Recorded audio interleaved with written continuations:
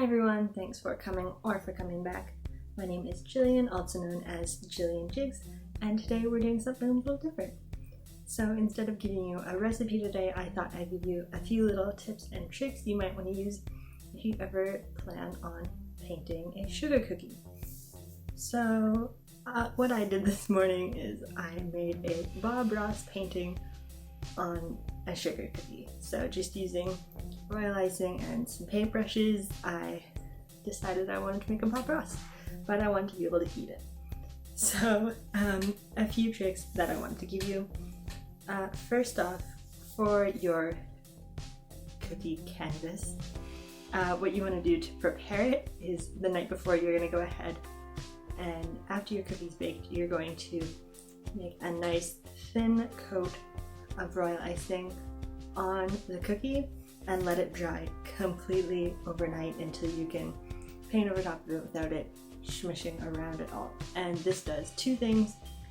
First off, it seals in all of the cookie crumbs and any bubbles that the cookie might have so that you don't get funny textures coming through while you're trying to paint. And second, it makes it really easy to wipe something off if you made a mistake and want to try again.